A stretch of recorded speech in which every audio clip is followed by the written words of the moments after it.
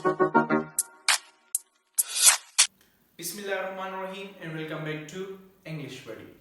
If you remember, we have started tenses and in tenses we have done present simple tense.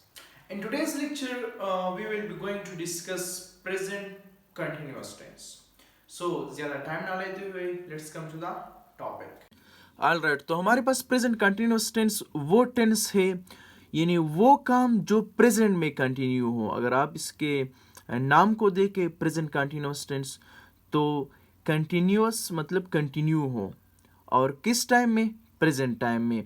For example, अभी मैं आपको present continuous tense का lecture पढ़ा रहा हूँ, तो ये अभी प्रेजेंट में कंटिन्यू है।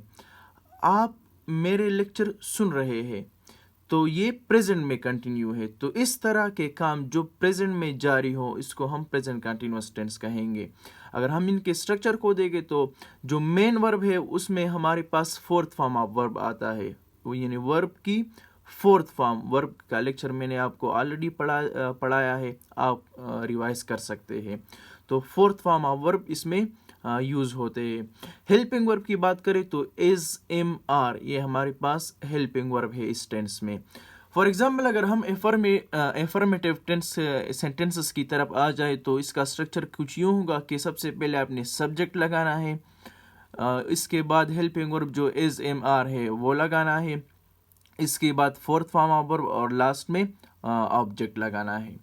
फॉर एग्जाम्पल, आई हमारे पास सब्जेक्ट है, देन हमारे पास हेल्पिंग वर्ब यहाँ पर एम है, और fourth form of verb writing, तो write, wrote, written and writing. Writing हमारे पास फोर्थ फॉर्म ऑफ वर्ब है, एंड लेटर हमारे पास ऑब्जेक्ट है। So I am writing a letter, मैं एक खत लिख रहा हूँ, यानी ये प्रेजेंट में कंटिन्यू है। तो ये हमारे पास एग्जाम्पल हुआ। इसके अलावा she is going to school, वो स्कूल जा रही है।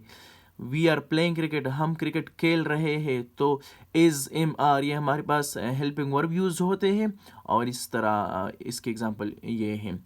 इसके अलावा नेगेटिव, अगर हम प्रेजेंट कंटिन्यूस टेंस में नेगेटिव सेंटेंसेस बनाएं, तो वो किस तरह होंगे?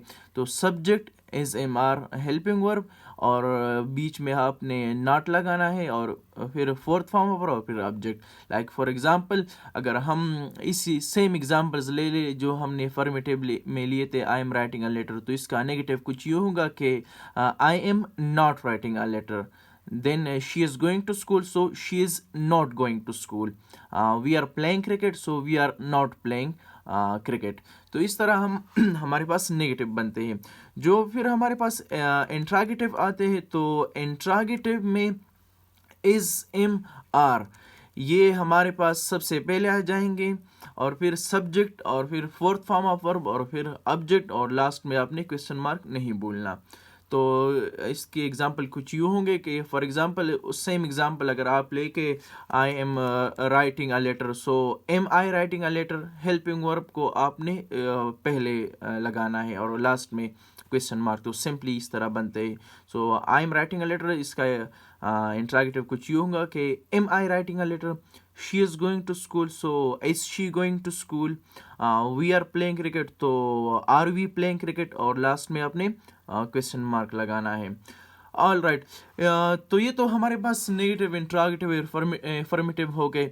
हमारे पास सिंगुलर और प्लूरल का क्या सीन है? तो वो इस तरह के सिंगुलर जो है ना, उसके साथ आपने हेल्पिंग वर्ब इज लगाना है, और प्लूरल जो है तो उसके साथ आपने हेल्पिंग वर्ब आर लगाना है। फॉर एग्जांपल, ताहिर सिंगुलर है, यानी एक है, तो ताहिर इज प्लेइंग क्रिकेट, तो इसके साथ हेल्पिंग वर्ब क्या हुआ? इज हुआ। बॉयज़, बॉयज़ यानी प्लूरल है, बहुत सारे लड़के, सो बॉयज़ आर प्लेइंग क्रिकेट, तो इसके साथ आपने हेल्पिंग वर्ब आर लगाना है। तो होप आपको समझ आया। Okay, wish you best of luck. अल्लाह हाफिज़।